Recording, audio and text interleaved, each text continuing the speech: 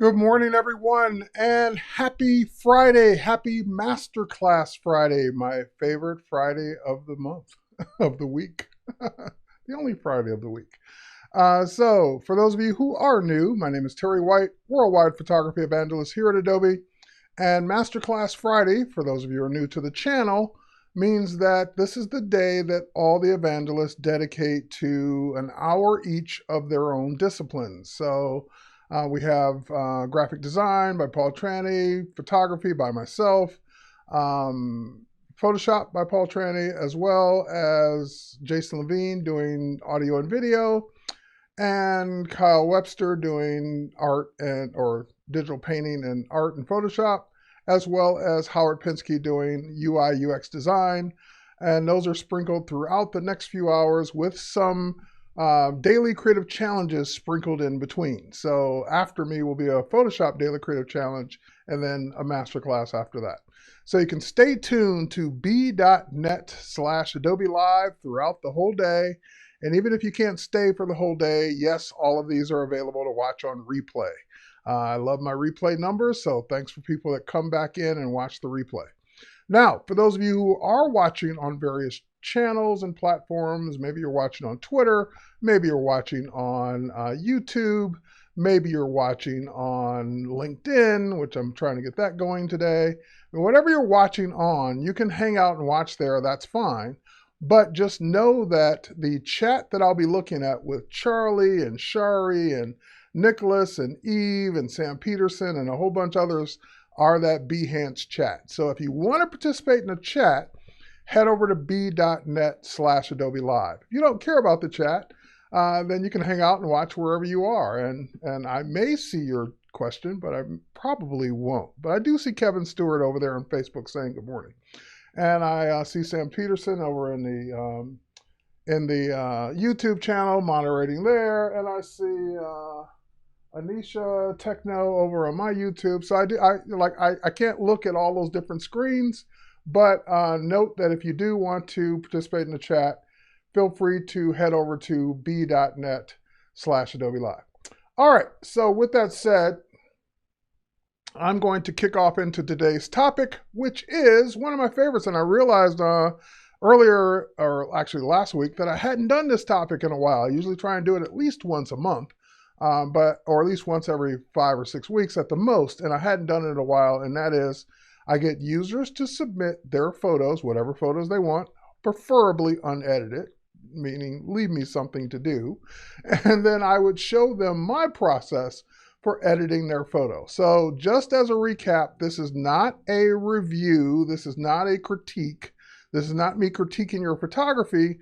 I may give you a tip here or there, but that's not what the purpose is. The purpose is you have a photo, hasn't been edited yet, or maybe you have edited, but you're sending me the unedited version, and I go ahead and take a look at it and show you how I would edit it. Now, a lot of people come into this and saying, oh, where's the link to submit the photos?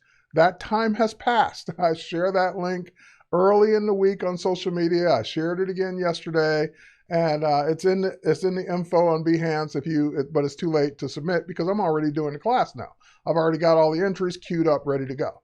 But just stay tuned to my social media if you want to participate next time and get the link, usually, like I said, no less than a week in advance to submit your photos. And then I will add them into my Lightroom special catalog for this.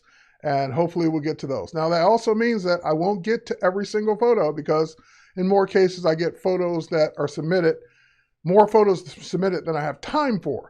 But I usually, every time I do this, bring some of the ones in that I got from previous episodes and get to those as well. So if I don't get to your photo this week, that doesn't mean I won't ever get to it. It just means I won't get to it this week. So I see Deb Davis, she submitted a photo or two. Matter of fact, Deb, I even have one of your older ones I'm going to do today. Caroline, Reverb Mike, so it's going to be a party today. Let's go ahead and get to it. All right, so I'm going to head over to my computer. And I've got Lightroom Classic open, and this is not my normal catalog. This is a catalog I built just for this purpose. So this is only photos that were submitted by other users. None of these are mine. And And they're in no particular order, although I did try and mix up a little bit, landscape, portrait, landscape, portrait, travel, just so we're not doing the same kind of photo 5 times in a row.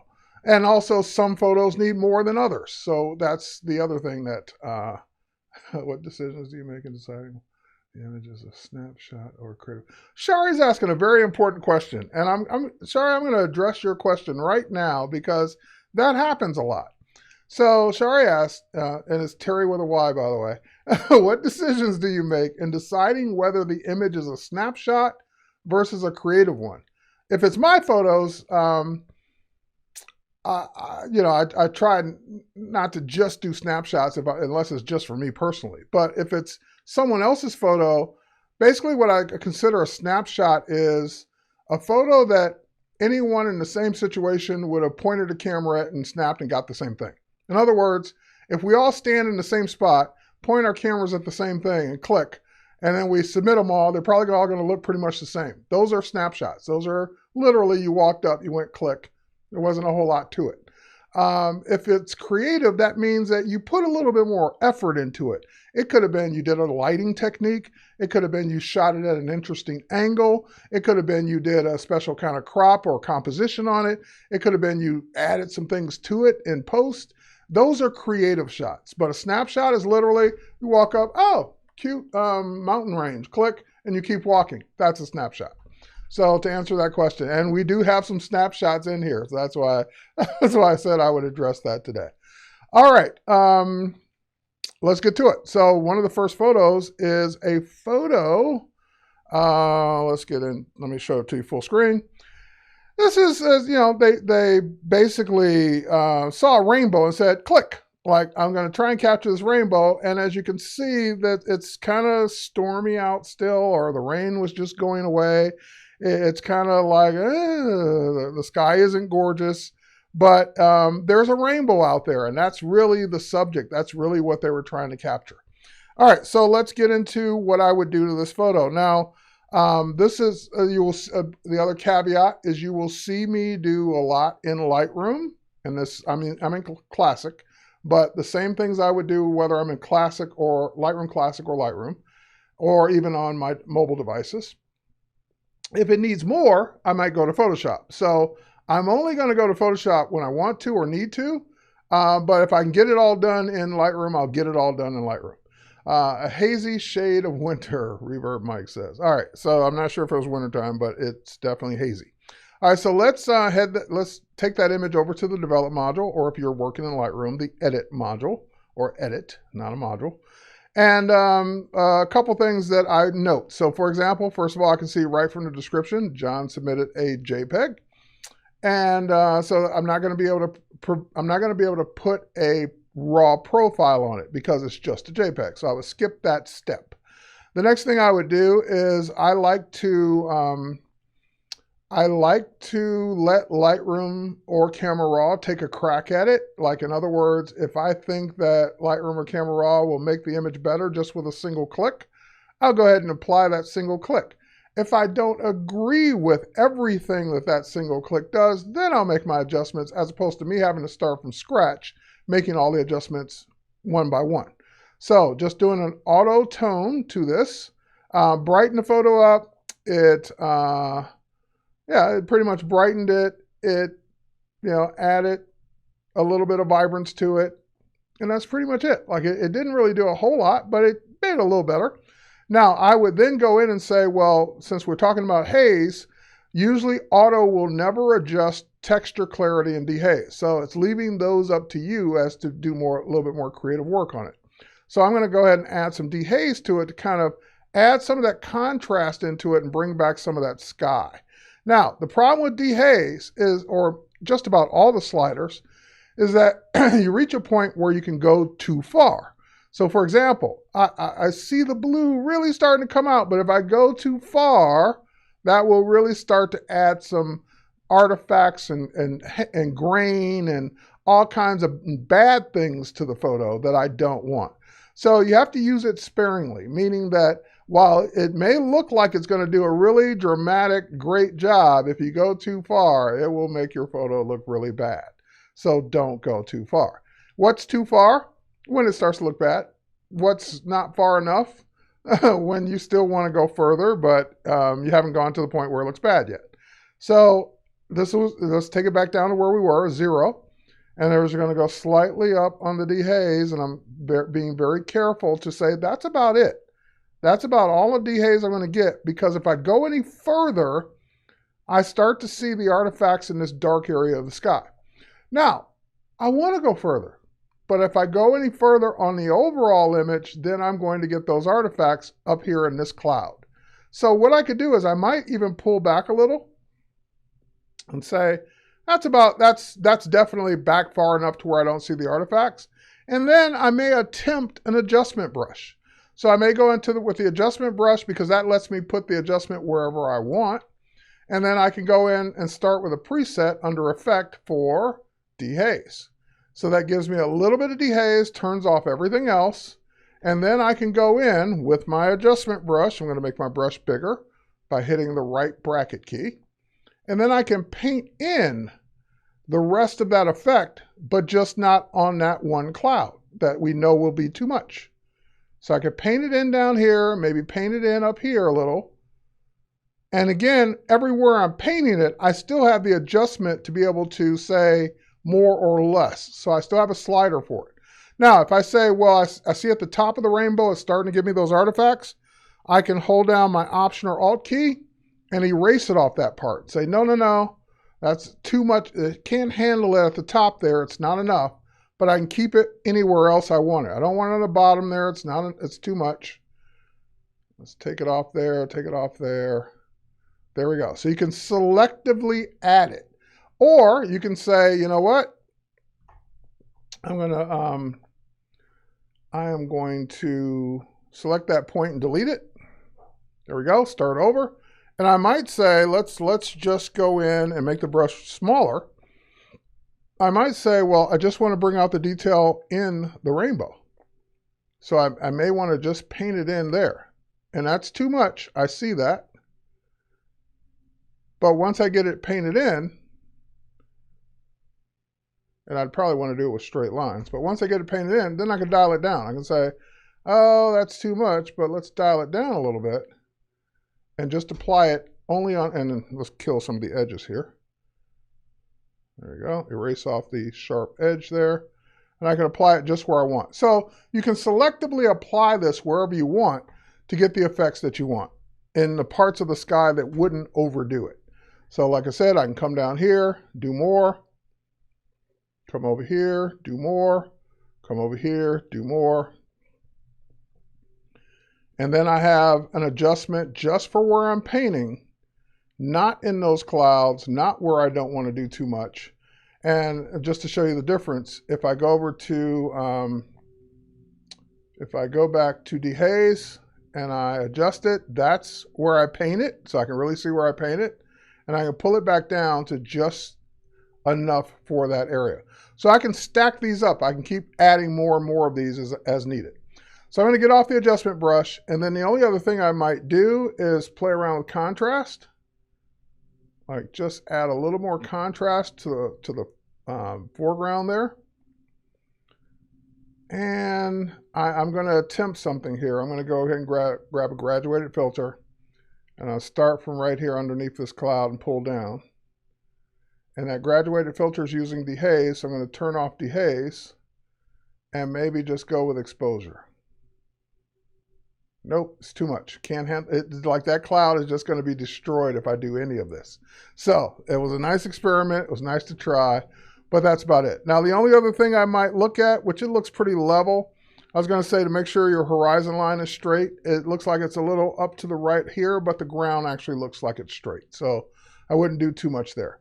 But the problem with this image is that because I only got the JPEG, I don't know if it was ever shot in RAW, I don't have the range of detail or range of, not exposure, not detail, the dynamic range to work with that I would maybe have if it was a RAW file. So it's a JPEG, I can only do so much. But that's I brought it out a little bit more from where it was. That's before. So again, It's easy to look at better until you see before. So that's where we started. That's where we ended up. And you could go ahead and tweak it a little bit more, but that's going to be about it for this image, because if I do too much more, it will start to introduce artifacts. All right, rule of thirds, rainbow should be off center. Why not crop? Shari, there's no reason that you cannot do any of the things you're thinking of. You can absolutely crop this image and recompose it, but I'm talking about as far as the editing that I would do thus far. Yes, that's what I do. Now, what Shar is referring to is that we tend not to try and put things dead center in our frame. So I could absolutely go in and crop and maybe make the rainbow more of the image by doing something like that. So having it come in and getting that to be more of the subject. Just hadn't got there yet, but yeah, so you can absolutely recompose. And what she's referring to as far as the rule of thirds is concerned, you notice that when I get a crop, I get this 9 rectangle grid. That is what we refer to as the rule of thirds. It breaks up your image into thirds, both horizontally and vertically, and you tend to put the most interesting parts of the photos at one of the intersections. So there's the intersection right there for that rainbow, and we get what Shar is asking for. But absolutely you can do that. Now, even though there's still a little bit of grain left in this photo, so last but not least, you might go into your detail and you might tweak the noise reduction. And you can really see it if here, let's zoom in. If I turn the noise reduction off, you can really see the grain right in here in the lower right-hand corner. And I'm just gonna add a little bit of noise reduction, kind of soften that grain. Grain does not bother me, but if it's an excessive amount, especially on a daylight or a daytime or not a nighttime photo, then I probably will add a little bit of noise reduction to reduce it. All right, so that is what I would do to that photo. And again, you can always do more, you can always do less, but that's pretty much where I would go with that photo. Next up, Pixel Cover Visuals sent me quite a few self-portraits. And so this one is a raw file. So let's go into some of the raw processing that I would do to this photo. So first and foremost, since it is a raw file, I get my raw profiles over here on the right-hand side. I'm going to go ahead and choose portrait because it is a portrait. And all that does is just give me a nicer foundation to start with. So I explained this in the presets masterclass that presets versus profiles. Profiles don't move any sliders where presets do. So profile, just think of that as your foundation and then you go from there. All right, now that we got that in place, before I even worry about the shadows and highlights, I would again click my auto tone. But before I even get to that, let's make sure let's see if we need to apply any lens correction.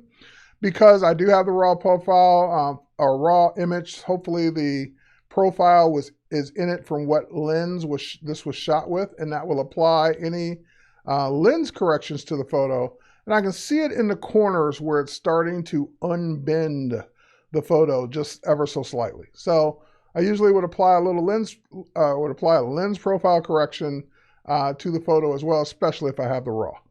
All right, next up, I would always hit my auto button just to show me what that would give me. And yes, it gave me my my exposure back. It gave me the exposure I was looking for. It fixed my highlight warning issue, but I still have a little shadow clipping. But it's so minor, I can't even see the warning area in the photo. It's like under his arm right here, or under his hand. It's so minor, but if I wanted to adjust for that, I can drag right here on the histogram. So what I'm doing, when you're on the histogram in Lightroom Classic, each section allows you to make an adjustment. So I'm in the blacks area. I was basically dragging it till the white warning went away. Once that warning goes away, I know that shadows are no longer being clipped. All right, so exposure-wise, the photo is properly exposed. Doesn't mean I wouldn't necessarily disagree with Lightroom's auto adjustment. And maybe I might pump up the exposure just a little bit more. And I also might pump up the shadows just a little bit more, because now we're just doing things suited to taste. All right, so once I got the image properly exposed, the only other thing I would start to look for is, okay, what's bothering me or distracting me in this photo. I don't know what this thing is on the left-hand side behind him. It looks like it might be a chair or something. I don't know what that is. But it's something I noticed. I also see some dappled light on the ground. Again, it's there from the trees. I know what it's from. But those are the kinds of things that I might be distracted by. Now, I could certainly crop off that edge and get rid of that. But I don't want to crowd him into the frame any more than I have to. So in this case, I might go ahead and head over to Photoshop. So I just did a Command E or Control E on Windows. That will edit a copy of the image in Photoshop because it's a raw file. So with raw files, you automatically get a copy because you're never editing the raw file to begin with. So in this case, I might try, because I've never tried it on this image, I might try my spot healing brush just to see if I can heal that out of the photo. And it did it. It did it. It got rid of it. And then for this dappled lighting, again, I know what it's from, but it doesn't make it any less distracting just because I know where it originated from. So I might use my patch tool and just try and remove some of the brighter spots, just so the person looking at this photo is not concentrating on, because our eye tends to go to the brightest areas of the photo. And now he's got a mask here, which good for you for having a mask. And the string from the mask obviously should be there because it helps hook on the mask. But I would debate whether or not I would just remove the bottom one because it's hanging there in the way. But then again, it might look weird if you take it off, because then it's like, well, how does the other part of the mask clip on? But it could be folded under. So these are the things that go through in my head when I'm making these decisions as to, should I remove that? Should I not remove that? What will be the consequence if I remove it? Will anyone miss it? And the answer, will anyone miss it, is usually no. No, because no, in other words, you're not missing something that you never knew was there. So in that case, if I remove it, you're not saying, where's the other strap? You're not looking for it. You just know he's holding a mask. You assume that he has a way to put it on. All right, so let's get one more little piece of dappled light out of this. Patch tool, just softening that light a little bit.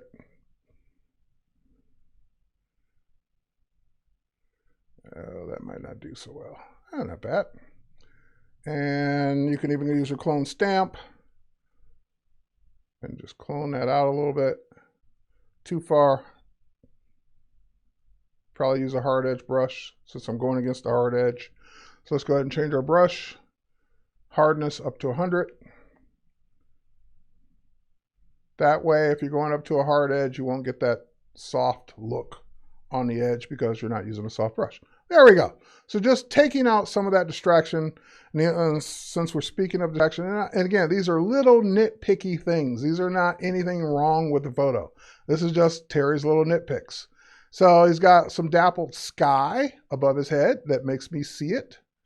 So first I might go for the bigger parts of the sky just to kind of take that out. And then, now again, because it's touching his head, I might switch the mode from normal to content aware, which usually does better on edges. And then last but not least, using that sharp edge clone stamp tool.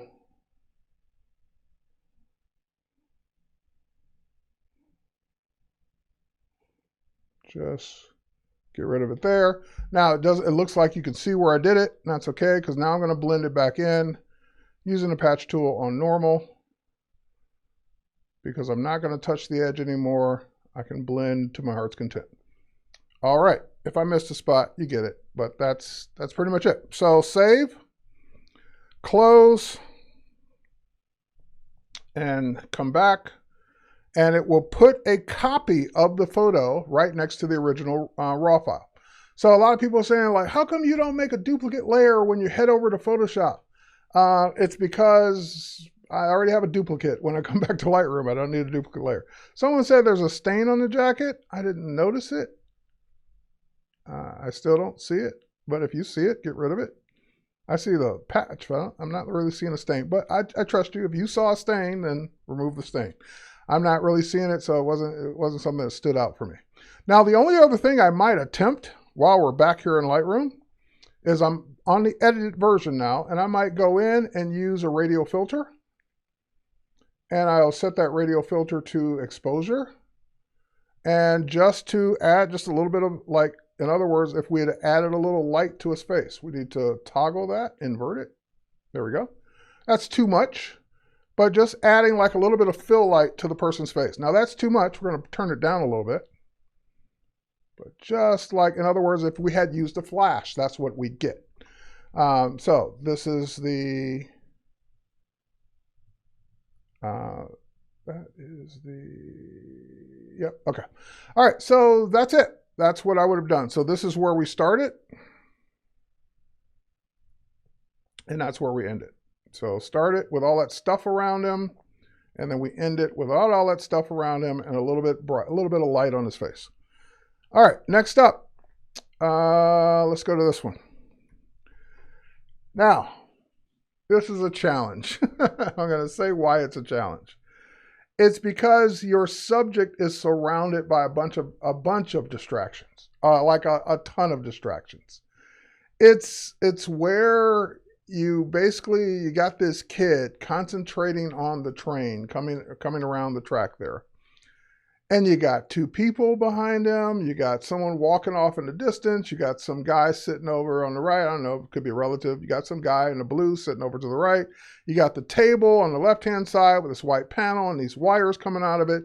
You got the sign in the background. You've just got a ton of things that make people go look and say, what's that? Who's that? What's that over there? What's this? What's that white sign say? So forth and so on. So if I had the chance to shoot this again, I'd wait. I'd wait for all those people to be not in the background. And if you're never going to get a shot without people in the background, at least wait for the people not to be directly behind them. So that your biggest problem is not so much the subject. Your biggest problem is everything else around it. And I could go into Photoshop and spend a lot of time removing each and every one of those things. And it would take time to do it, but you have to ask yourself, you know, is that worth it? So from the standpoint of my limited time today, what I would do is I would first and foremost go and crop this photo. So I would come in and I have my crop unlocked so I can crop any way I want. And I would certainly, now the problem, if I come in too far, I'm going to lose that train over there, but that train's really not, I mean, it's a cool looking train, don't get me wrong, but it's not really that important because this is where we want people to look. We want people to look at the kid and the train that's coming over here, this shallow depth of field. So I'm going to lose that train. I'm going to lose this stuff over here. And then I'm going to lose the tops of these people. So that way, at least, when you're looking at this photo, you're forced to look at the subject. Even though you still got a couple people in the background, you don't see their faces, you just see it's people in the background, and your eye immediately goes back to the person. Now, if I really wanted to go into Photoshop and take those two people out, it'd be a lot easier than it was before because I only have to remove them and maybe replace them with some of this scenery over here. So that would be, and the same thing with his arm. That's pretty much easy. That's easier to patch out than patching out all of him. And don't forget, by the way, if you do go over and take the people out, don't forget to take their legs out because that's one of those Photoshop fails that we always catch. So I just happened to notice their legs, her leg is showing down here. And if you took all of this out and made it grass, then it would be like, well, whose legs are those? So you got to look around the photo if you're going to do that kind of stuff and make sure you get rid of everything that was a part of the thing you removed. I might even crop down just a little bit more. Maybe something just like that. There we go. And then now I can concentrate on the other adjustments I would make. So let's go into, this is a JPEG, so let's go into auto. And so again, that's not quite what I don't quite like everything it did. So let's bring back up the blacks in the photo. Let's also bring up the exposure a little bit more. It was overexposed, but it brought it down a little too much. There we go. And we can see what dehaze will give us. There we go. his skin tone really got warm when I did that. So I might cool this photo off just a little bit. There we go. All right, so there we are. Now, if you were attempting, let's say you were going to attempt to do what I said, and you're going to say you're going to remove the people in this photo. This is what you would need to do. I'm going to hit Command-E to edit. Because this is a JPEG, it asks me if I want to edit a copy or an original. I do want to edit a copy with my adjustments. That will take it over to Photoshop. And first and foremost, let's get rid of this guy. So what I would want to do is I want to make sure I get rid of this guy's arm, but not the table. And so I could either attempt a patch or I could attempt a clone. Now, if you want to protect the table and the kid, then the best thing is to do is select those objects first. So let me try a select subject. I just want to see what I will get. Select subject. Yep, as I expect. Ooh, I did get a lot of the table in the train, but I also got some of the arm. But it did a good job. So I'm going to go ahead and select this, that it skipped. Ooh, it did a really good job selecting everything, but including the arm. So now all I have to do is use my, my quick selection tool, hold down the Option key or Alt key to tell it to subtract that arm. Great. Now that I got that, now basically I got everything I want to, I'm not worried about the stuff, the logs on the train and all that stuff at the bottom because I'm not touching that area. But what I really wanted to isolate was the kid and the table around the things I want to remove. The other part of the track, the stuff at the bottom, although I do need this, hang on. I do need this. Oh, undo, Shift key. So Shift key to add, Option or Alt key to subtract. I do need that part of the bottom. But now that I got this, what I will tell Photoshop to do is to select everything except this. Meaning, the kid and the table are selected now, but if I go up to my select menu and I choose inverse, meaning inverse the selection, that means select everything else but the kid and the table. So now if I were to, for example, go to my clone stamp tool and I choose a nice soft brush in this case because I can,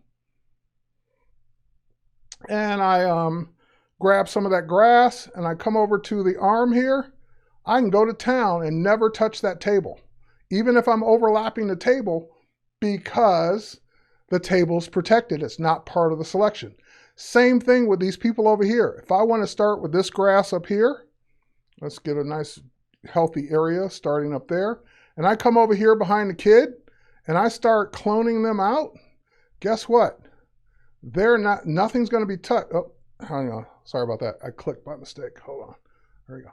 Nothing's going to be touched on the table or the kid because they're isolated. So I see part of the track that wasn't isolated. Next time I need to check my selection. All right. But anyway, I can get all of that done right there. And I'm going to switch to my history brush, which is the letter Y, and unpaint this part right here on the track. All right. Now you got your shot. And now you have the shot. And by the way, that tree's duplicated. I don't want that. So let's just go in here, grab another spot. I don't need a duplicate tree. There we go. All right, now you got your shot. Now you have the thing that, and don't forget the legs. I almost forgot the thing I told you not to forget. There we go. All right, now you have your shot. You have just the thing that's important. You don't have all this other stuff. All right. All right, cool. So I'm going to save this. I'm going to close it. That will put a copy right next to the original inside of Lightroom. And there it is. And so this is where we were with the crop. And this is where we ended up.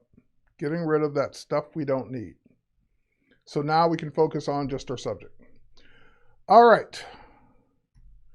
Next up, here's a portrait. I love portraits. And this is a raw file. It's my favorite thing to do because I'm a portrait photographer, and I got a nice, clean, great image out of camera, just the raw file, away I go.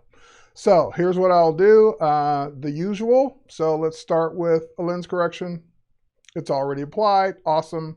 By the way, let me reset this. Okay, cool. The lens correction is applied, and by the way, a lot of times the lens correction will be automatically applied, especially if it was shot with a mirrorless camera. So whatever, either she applied this by herself or it was applied by the camera itself, which just saves me a step. Next up, we'll choose portrait as our starting point. Again, slight difference here. The white balance looks really good, so I don't need to fix anything there. So last but not least, I will hit auto just to see what Lightroom does. And Lightroom made that image too dark. So I don't like what it did with exposure. So I'll double click exposure to set the exposure back. Now, it was headed in the right direction. It just went too far. The image is slightly overexposed, but it went way too far. So I would come down a little, maybe about right there, but not nearly as far as Lightroom wanted to take it. Now I see some shadow clipping in her hair. So I have my highlight and my shadow clipping warning turned on. So whenever I hover over this white triangle in the histogram, it shows me where the clipping is. Blue, that blue area in her hair on her shoulder, that's where the clipping is. So once again, I just hover right below the clipping warning into this section called blacks, and I just drag to the right until that white goes away. Once this white triangle goes away, I know my shadows are no longer being clipped.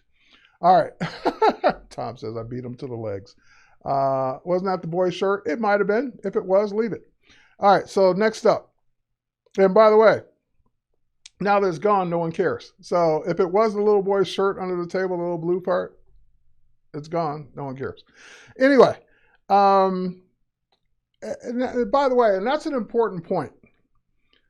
We're seeing the before, so we know what was there, and we see the after, and maybe something got removed. Like I said, the strap on the mask got removed.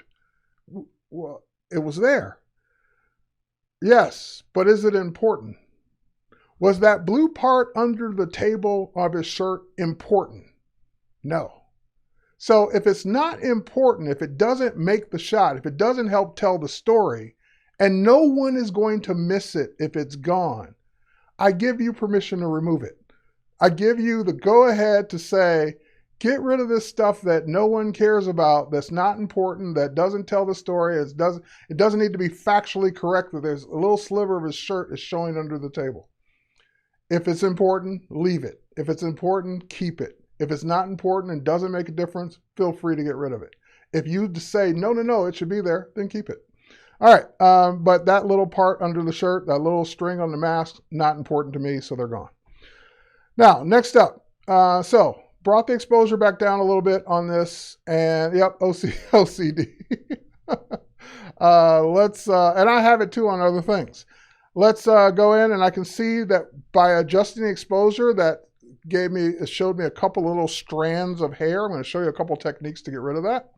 But those are going to have to be in Photoshop. So before we go to Photoshop, let's go ahead and take care of another couple things. Now, I said the white balance looked good, and it does. But down here in the lower left-hand corner, I can see, I don't know, it's a shadow, but I can't tell the color of it. So a lot of times what I will do is I will take the white balance eyedropper, and I will click right in that shadow area, and that will reset the white balance for me based on that area. So whatever little amount of beige, whatever little amount of warm temperature that was in that area, that was throwing off the white balance ever so slightly, so I just removed it. All right. The only other thing I would do before I head to Photoshop to do the last few things I want to do to this is I noticed a couple things. Let's take care of sharpening first. Okay, so because this is a raw file, it automatically got sharpened the minute it came into Lightroom. So I didn't put this number on 40. She didn't put this number on 40. 40 is what we get by default on a raw file coming into Lightroom. So that sharpened the overall photo to 40. But I like to, whether I use 40, 25, 35, whatever number I use, if it's a person, especially a person that I like to refer to as should have soft skin, female subjects, babies, kids, whatever, should have soft skin, then I don't want the skin sharpened. So that's what this masking feature is for. And I showed you in the preset masterclass how to create a preset for sharpening faces. So let me go to my Sharpen Faces preset. So when I click it, it dropped my number down to 35, which I don't care about. I'll go ahead and put it back up to 40 for those that do care. But what it definitely did was increase the masking number. And you might say, well, is 60 enough? Is 60 too much? What's 60? What's masking? What's this do? Here's what we want in a nutshell, and this is the beauty of doing the sharpening here. I want her hair sharpened. I want her jewelry sharpened. I want her eyes sharpened. I want everything that should be sharpened, sharpened. I don't want her skin to be sharpened. So what masking allows Photoshop to do is Photoshop knows that's a face. It figures out what the face is, and therefore it knows I see two eyes, so everything around the eyes must be skin. I see hair, I know that's hair. It knows what things are. So if I hold down my Option or Alt key on that masking knob and click, you'll see this. You'll see a black and white image. And basically what's happening right now is everything that's white is being sharpened. Everything that's black is not being sharpened. So what I would want to do is I would want to increase my mask to where the skin is black. In other words, not being sharpened. If we go back to 0 where it starts, everything's getting sharpened. Face, skin, everything. But this allows me to choose how much sharpening I want and where. So I want it, and it does a beautiful job of figuring out every little detail, but it knows what skin is, and I can just bring this down and say only sharpen those areas of the photo. All right, so now the only other thing, I might do this in Photoshop, I might do it here. I noticed that, again, we got great lighting up here, but there's also, like, I don't know, maybe a rim light or a side light down here. There's a lot of light down here. So there's just more light down here than we need. And I'm just thinking it's probably easier for me to adjust for that in Photoshop. But I could use an adjustment brush on exposure. So let's try that, for example. If I wasn't going to go to Photoshop, then I would want to do it here in Lightroom. I'd bring the exposure down, and I would just start brushing this area. Now that's too much. That brought it down too much, so I would just bring it back up some. So in other words, just trying to tone that lighting down. This is where we were at 0. And we're just going to bring it down just a little bit. Yeah, about like that. Just even that light out down below. We want her nicely lit, but we don't want so much light down there that we're like, what's going on down there? Because again, your eye is naturally drawn to the lightest parts of the photo. Okay, so now that we did that with the adjustment brush, I don't have to worry about doing it in Photoshop. So let's head over to Photoshop with the rest. So I hit Command E on Mac, PC, Control E. And it takes it over. It doesn't ask me a question because it automatically makes a copy. All right, so that's why I'm not going to make a copy, and that's why I normally don't make a copy here in Photoshop. But I'm going to make a copy in Photoshop just for a before and after standpoint. All right, so now that we got this over here with all the Lightroom adjustments, now we're going to go in and do the Photoshop type things. And the thing that's driving me the craziest right now is the few flyaway hairs. All right, so the flyaway hair technique. You can do this multiple ways. You could do a clone stamp. You could do a patch. You could do a healing brush. You could do a brush. You could do lots of ways to get rid of these flyaway hairs. There's even contrast adjustments that people do. There's all kinds of ways that people do flyaway hair. One of my favorite ways, especially to get rid of the most egregious ones, the ones that are sticking out way out further, is just go ahead and patch them out, and then I'll deal with the leftover that's near the head. So let's go ahead and grab our patch tool. Let's set the patch tool to content aware so we get nice sharp edges. And let's just go ahead and just patch these flyaway hairs out. All right, so see, that does a nice job of just chopping off the hair right there. Great. Now, like I said, I'll worry about the hair that's closer once I get rid of the biggest parts of it right here. All right. Let's get rid of this.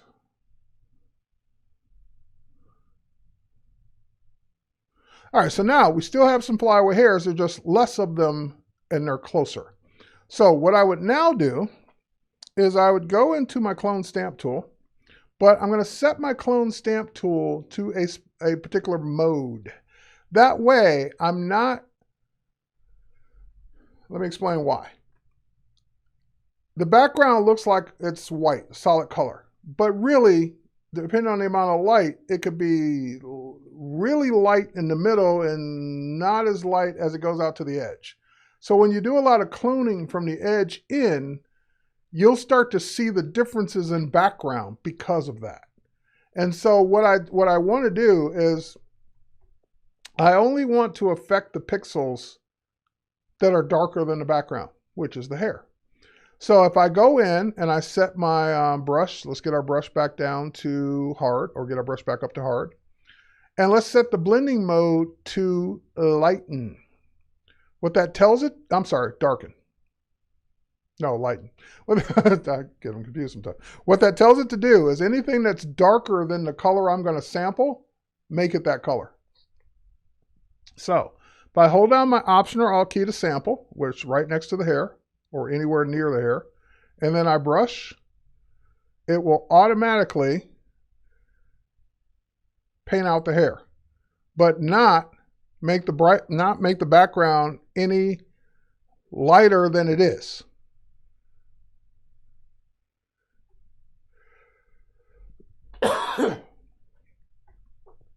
Oh, hang on, sorry.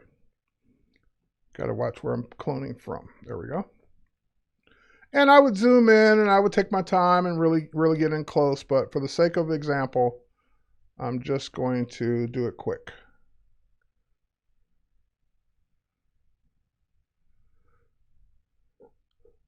All right. And if we have some on one side, most likely going to have some on the other side.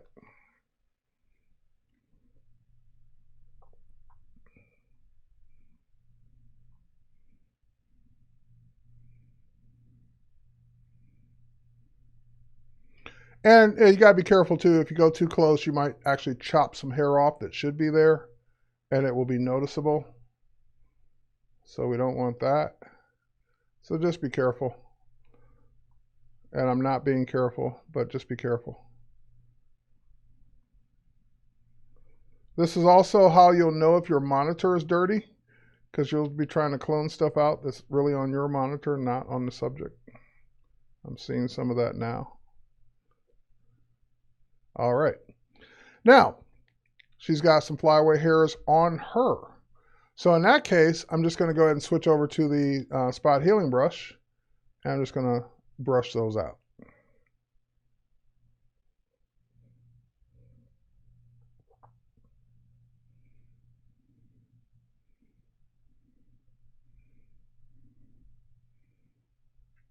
Okay. Got a lot of flyaway hairs on her neck. You could use the same technique on the background or the neck if you're using the clone stamp tool to lighten. But because the skin is so many different colors, so many different shades, I should say, it might require a lot more sampling. So the healing brush, although it's a lot to brush, will usually be more effective or faster.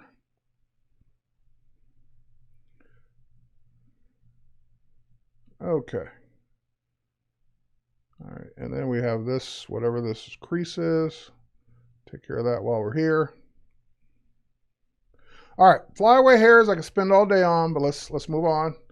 You get the idea. I just showed you the technique. You would spend more time getting rid of all of them, but let's go ahead and get into some of this other stuff. So another thing I'm kind of noticing on her face is the shininess of the lighting itself. And so you could use a similar technique to darken that shininess to, like, for example, on this side, skin's not shiny. Right here, the skin's shiny from the reflection in the light. So what I would want is I would want the skin where it's shiny right here to look like this. So what I could do, I can go to my clone stamp. I could set the blend mode to darken instead of lighten. And I would also bring the opacity down because you want it to not be so hard or so obvious right off the bat. So here, let's go ahead and let's also soften up our brush. And I usually make a tool preset for that kind of stuff, so I'm not having to always choose those options over and over again. All right, so let's go ahead and select the part of the skin that looks good. And then we're just going to come over here and make our brush maybe a little bit bigger. And we're just going to go ahead and just see how it removes that shininess. Now it's only doing 40%, so you might have to do it in 2 passes. But what 40% stops you from doing is overdoing it. Because you want it to be lit, you just don't want it to be shiny. So that's why I set it to 40%. So it's not taking it away completely, it's just reducing it. And see, that 3rd pass was too much. All right, so same thing up here on the forehead. Yep, not noticeable, but it still looks natural, Kirsty says on the Facebook feed. Same thing. So that's the 40% is where it takes some of it down, but doesn't take it away completely. So same thing over here. And see, I went crazy and got some of her hair. So I'm rushing, but you would take your time and do it right. So same thing on the nose, then you'd have to make your brush smaller because you're going to have to do more work. But you just take your time and go in and reduce that shininess in your subject. Now, you take your time and go over all of it, but that was the technique basically. Now, the next thing I love to do while I'm here with the eyes is go ahead and sharpen them using the sharpen tool. Now, we already applied sharpening overall to just those areas, but the other thing you want to do is just grab your sharpen tool and just a couple passes on the eyes themselves. That will just sharpen up just the eyes. That's all I want.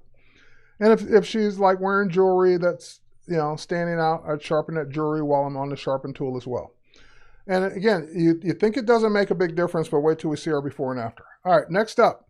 Now there's some crease. She's wearing a t-shirt, so we expect wrinkles in a t-shirt, but there are a few extra creases that I might want to address, like down here. So I just go ahead and patch those out.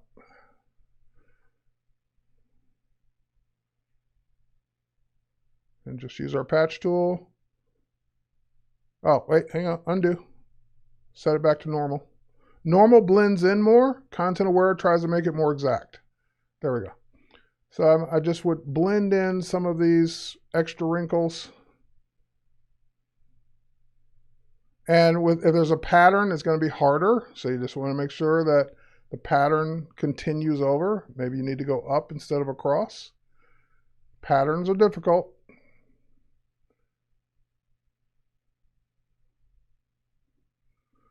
But yeah, just blend those wrinkles in. All right.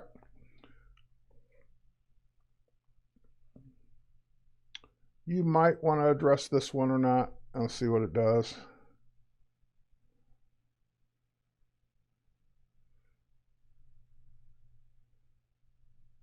Not bad. Okay. Cool. All right. Now let's talk about the under eye. The under eye is one of those areas where you can't remove this. If you remove this, number one, you need to make sure the image still stays age appropriate. The only human being that has nothing under their eye is maybe a newborn.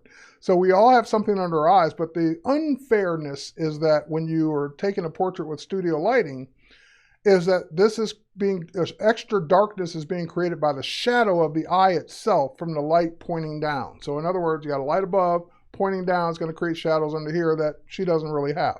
So I like to reduce them, not take them completely away, but I am going to take it completely away temporarily. So let me take it completely away just for a second, and then I'll show you how I'll bring back as much of it as I want. So I'm going to select all of this with the patch tool, and just take it all away.